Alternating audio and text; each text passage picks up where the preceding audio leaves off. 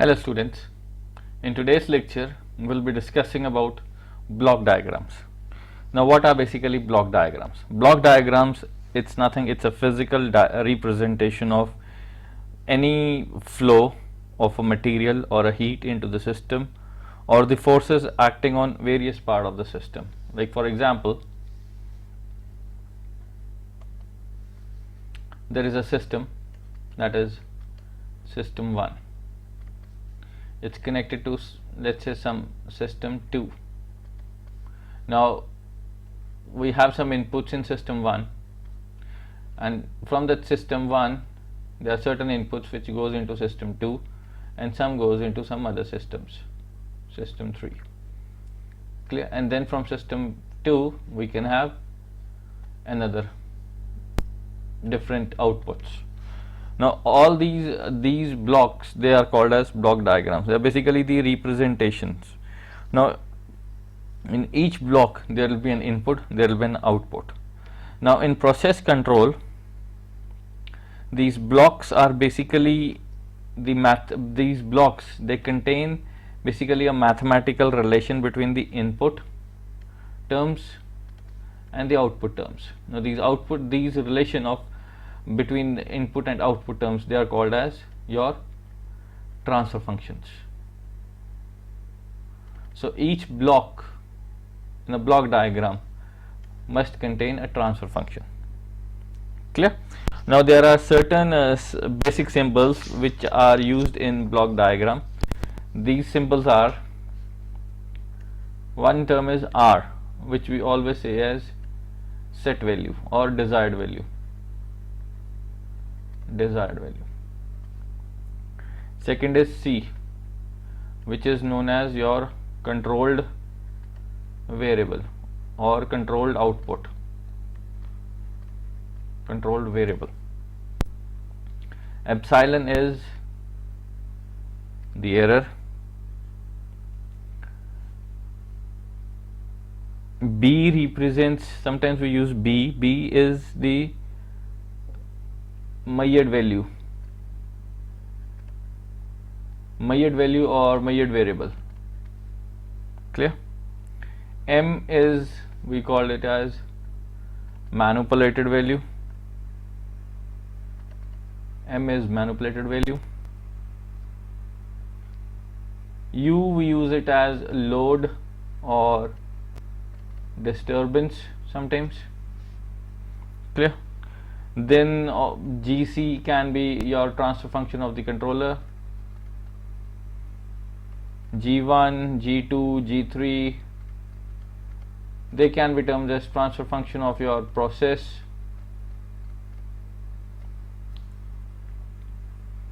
Clear? And sometimes we use H, which is basically the transfer function of the Meyering element. These are some of the basic symbols which are used in normally in each and every book you can use. So we'll be using these standard symbols. Okay, now let's first see how does a standard control system look like. Standard control system, sorry. It will be, we have a controller. From that controller the signal goes into your final controlling element. From there we have the disturbance. From there it goes into the process, and we have the output C, that is R. Now this output, it's measured using Meyering element, and then this goes back into this as a negative, or it can be positive. We have the error over here. Clear? So this is the standard block diagram of control system. Now in this, your output, that is my output C, it is affected by change in R, or it can be affected by change in U. If so, our main aim is we need to calculate the transfer function in terms of C by R, or we can find out C by U, or both, that is C as a function of both R and a function of U, a transfer function relation between C and R, or transfer function between C or U, or combine of both. Now if suppose there is a change in R, if there is change in R, then we need to find out C by R by keeping U as 0, by keeping U as 0. So such problems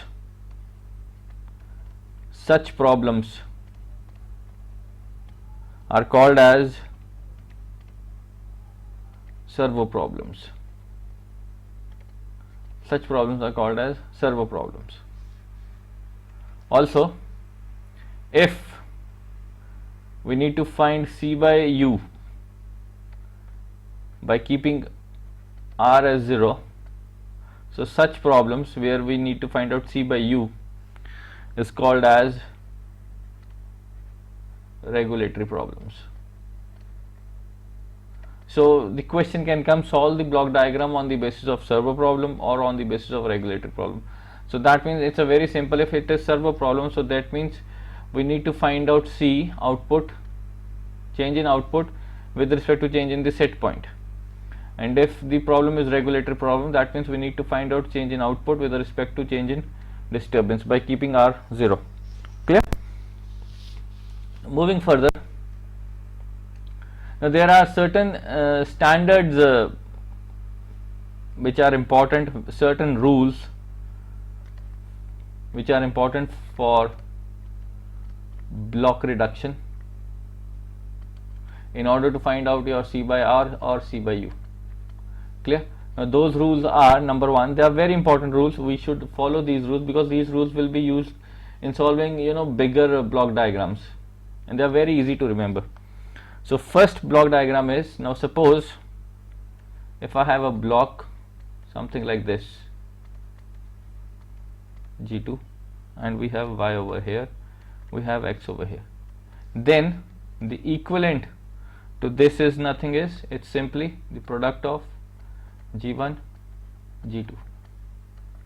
If we have two blocks connected in series, so their resultant is nothing, it's the multiple of G1 and G2. Second rule, suppose we have a block G1 as the block in the main loop, that is Y, there is X over here, and we have another block G2 which is in the secondary loop, or it's also called as, both the loops are in the forward direction, feed forward. So in this type of loop, the overall or the equivalent is nothing but it's the sum of these two depending upon the size over here. If it is plus, it will be plus, if it is minus, it has to be minus. So the equivalent is G1 plus G2, let me write G1 plus minus G2. If it is plus, it is plus, it is minus, it is minus. Third, now suppose the main loop is in the forward direction, because we see the arrows are from left to right, so we represent left to right as a forward direction, and the secondary loop is in the backward direction. So let's say it is minus or plus. Then the equivalent to this is nothing but, in the numerator we're gonna write the block in the primary loop, that is G1, upon, we're gonna write 1 and the multiple of both these, G1 G2. Now over here it is minus, so we're gonna use plus. If it is plus, we're gonna use minus. So remember this term. So that means if the block is in the forward and the secondary is in the backward direction, then the equivalent is something like this: G1 over 1 plus minus G1 G2. Now plus in case of if we have feed backward, negative feed backward, minus in case of if we have positive feed backward. Clear? So remember this rule. Next, the fourth rule is shifting of, it's called shifting of comparators. Shifting of comparators. Now suppose we have a block something like this,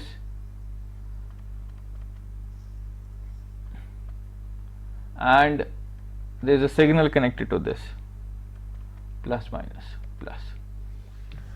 Now shifting of block, that means, now let's say in this case, let's say we try to shift this comparator which is there in the ahead of this block. Let's say if we want to shift over here, it can be shifted.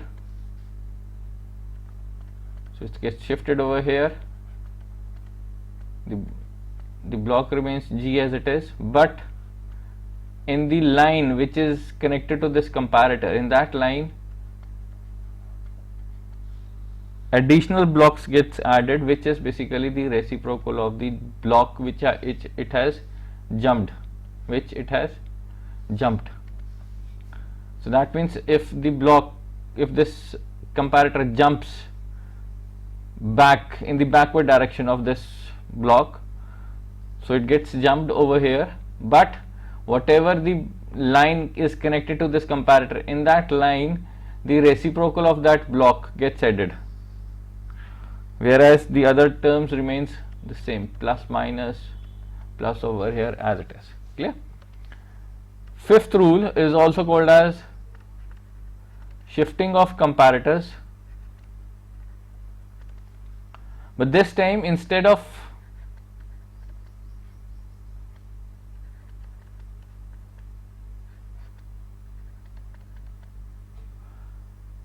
in this time the comparator will move in the forward direction ahead of this block. The equivalent will be, it gets jumped,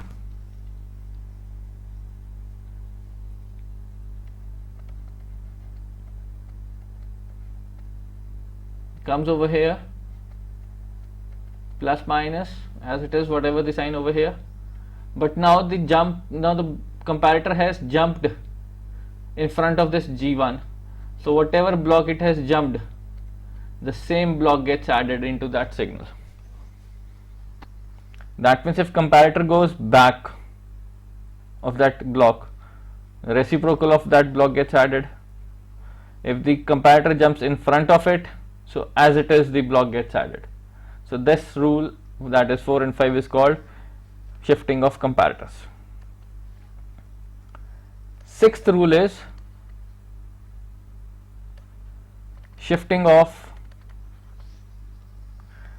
signals. Shifting of signals, or we also called it as takeoff points. Shifting of signals or takeoff points. That means, now suppose I have a block G1, that is Y, that is X, and suppose over here we have a point coming somewhere here. Now we want to shift this takeoff point or the signal from here towards this side. It gets shifted, okay, G1 Y X, the point gets shifted in the backward direction, but the thing is, in this signal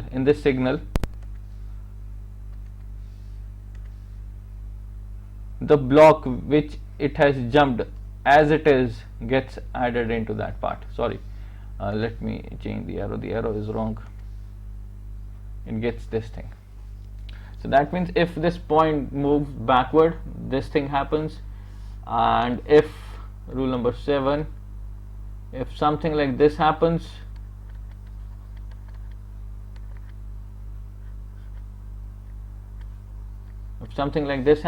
then what will happen? Can you guess? If the point moves in the forward, I think most of you must have thought of it. The block it has jumped, the reciprocal of that block gets added into that. So it's somewhat similar to your comparator. In comparators, what happened? If comparator shifts in the backward, reciprocal. If comparator moves in the forward, as it is. But in points, if point moves backward, the same block gets added. Now if the point moves in the forward direction ahead of it, the reciprocal gets added up. Clear? So that is rule number 6 and rule number 7. The final one, that is the 8th rule, that is very important. That is called interchanging of, sorry, I've written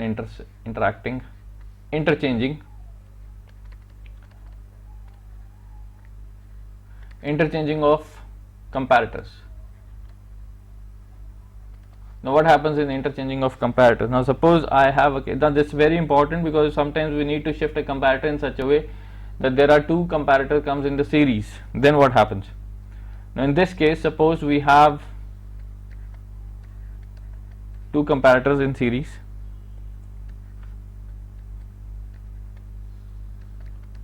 That is X, let's say W, that's a Z,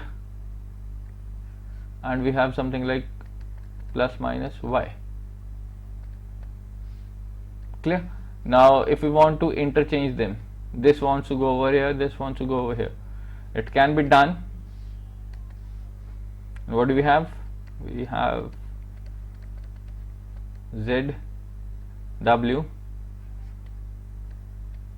Y goes here, plus minus, and plus minus X. So they can be interchanged. So Y can go in this direction, and whatever the signal coming over here with X, that goes in this direction. So it gets interchanged. Clear? So this is a very, it appears to be very easy rule, but then sometimes the things doesn't strike in your mind that what can be done. So this is one of the rules, that rules. Clear? So these are certain 8 rules which we need to solve. Now let's take one simple example and try to solve a block diagram.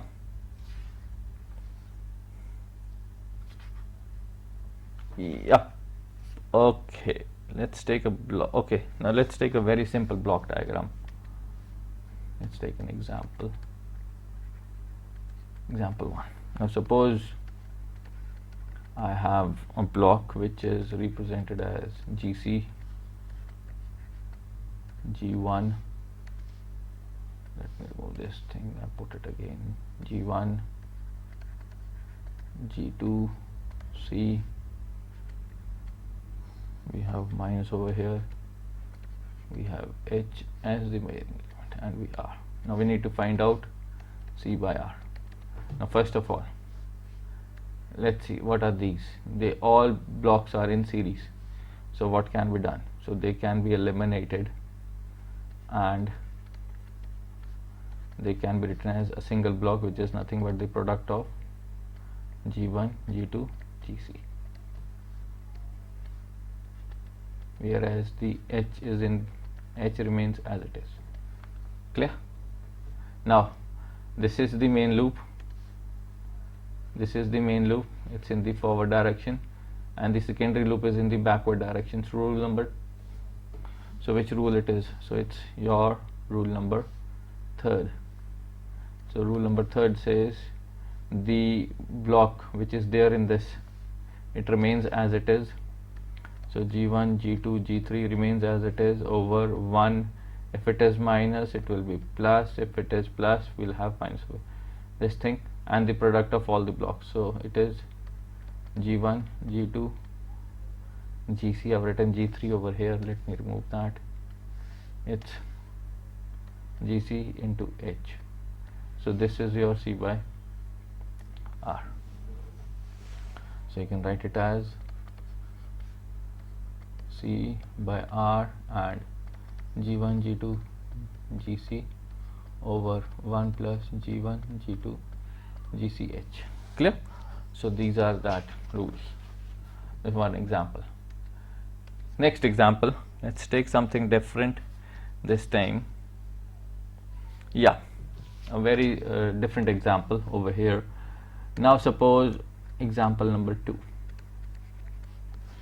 Suppose we have this block with us, GC, we have G1 over here, we have U1, we have G2, U2, G3, C, we have R over here with minus, let's say H1, okay, it's this way, sorry, written it wrong, H2, and we have something like this.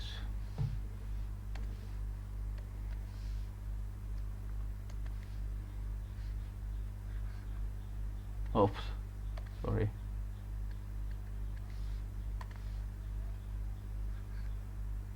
Like this. Now we need to find out first C by R, and then we can use C by U1. C by U2 you can try at your places. Clear? So let's first find out C by R. Now for in case of C by R, what we need to do is we need to put U1 and U2 0. So that means there is no signal from here. So no signal from here, no signal from here. What do you see? GC, G1, G2, G3 all are in series. Similarly, H1 and H2 are also in series.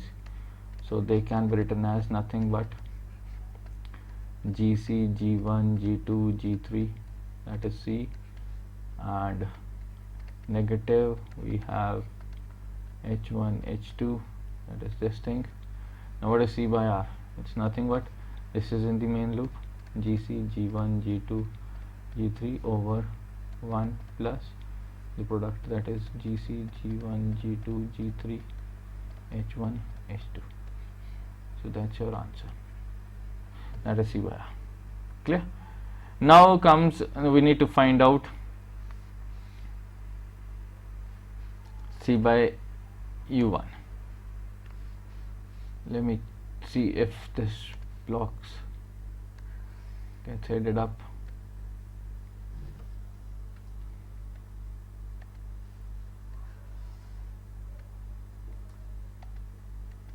Okay, it can be copied and let's paste it over here.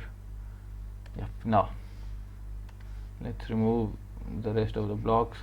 Now we need to find out C by U1. Okay, very simple. C by U1. Now in that case, we're not going to take U1 and 0, we'll take the other two terms as 0. Clear? So that means there is no signal coming from this side and there is no signal coming from this side. So what we have? So no signal from this side, that means whatever signal comes from this G2, whatever the signal is there from G2, that goes directly over here. So we don't need this comparator. So the comparator gets easily removed because comparator is basically the addition of two inputs. So there was no input, so it's nothing but this thing. Now if you see, these two are in series, these two are in series, and these two are in series. So we can, what we can do is okay, we can write, obviously no, we don't, we have this comparator over here, so we have a comparator signal. Let's write G1 GC over here, U1, and we have G2 G3 over here. We have the output C, negative, this is okay, we're not saying put sign, positive, let's write positive over here, and we have H1 and H2 over here. Clear? Now we have a block over here, we have a block over here. Now this is negative, whether if it is positive they can be directly multiplied. Now what we need to do is, let's try to shift this comparator towards this side. If we shift a comparator from this to this side, what we have,